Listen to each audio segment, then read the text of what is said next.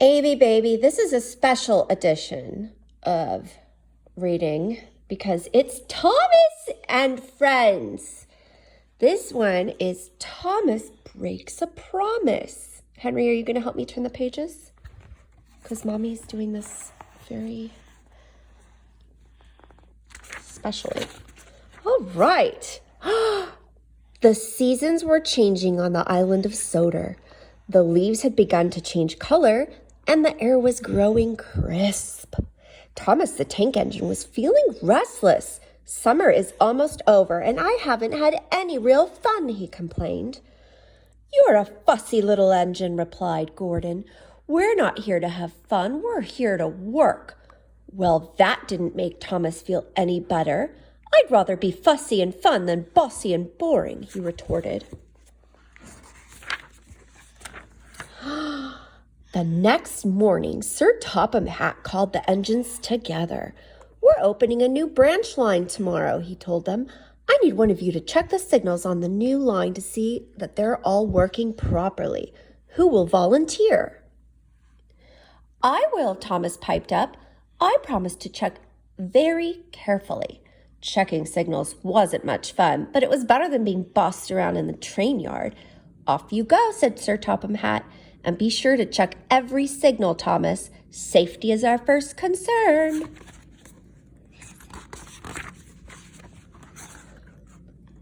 Something about shiny new tracks always put Thomas in a good mood. He whistled merrily as he rolled along the new branch line. Woo! Checking signals is really useful, he thought. Safety is our first concern.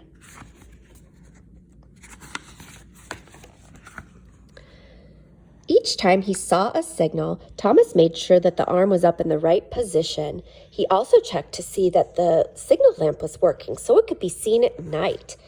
If the signal arm was down and the lamp was red, that meant danger on the tracks ahead. There were hidden junctions, hanging rocks, dangerous curves,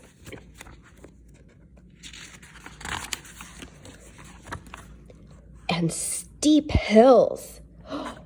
Thomas had almost reached the end of the new branch line when he saw the sign for a carnival. There was nothing Thomas loved more than a carnival. Oh, how he would love to go. If I hurry to the carnival now, I can check the rest of the signals later, he told himself. And with that, Thomas turned off and headed into the countryside. Wow.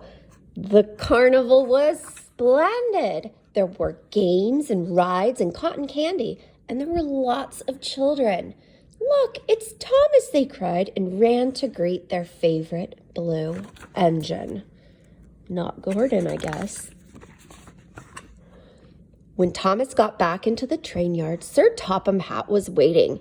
You've been gone a very long time, Thomas, he said. You must have done a very thorough job of checking the signals on the new branch line. Yes, sir, peeped Thomas. But suddenly he realized that he'd forgotten to go back and finish the job. He had broken his promise.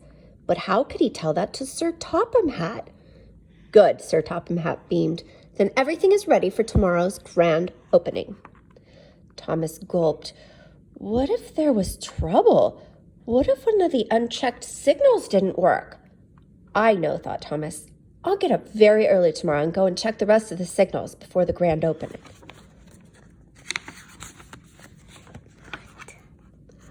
That night, Percy was being loaded for his mail run when a call came into the station. Rain had washed out a section of track on the mail route. Percy would have to find a way around. Don't worry, Percy, Sir Topham Hatt smiled. You can take the new branch line. Off Percy went, pulling 2 big cars loaded with mail. The rain fell heavily. Each time Percy saw a red signal lamp, he slowed carefully until he passed the dangerous spot. Then suddenly, in the dark, Percy passed another signal. The lamp was not lit, so he didn't see it until it was too late. The arm was down. For danger! Percy slammed on his brakes, but the rain made the track slippery. And there it was ahead, a very dangerous curve.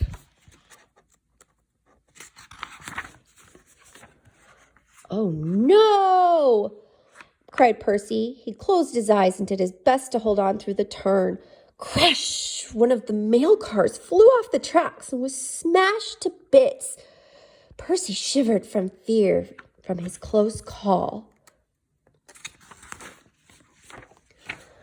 The next morning, Thomas woke and sneaked out of his shed. Then he saw Percy returning with Sir Topham Hatt. Percy has had a terrible fright, Sir Topham Hatt said sternly. He almost derailed because the signal lamp didn't work. How could such a thing happen, Thomas?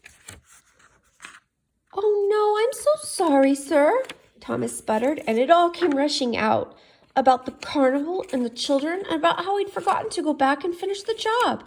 I'm sorry I broke my promise, sir, said Thomas sheepishly. I just wanted to be part of the fun. And I forgot. Henry, stop, please.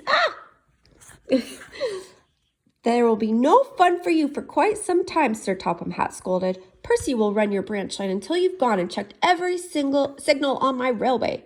Twice. And now, every time Thomas passes a signal, he checks it twice, just to be safe. Gordon likes to tease him. Fussy little Thomas certainly is fussy about signals. Peep, peep, says Thomas. Safety is our first concern. And then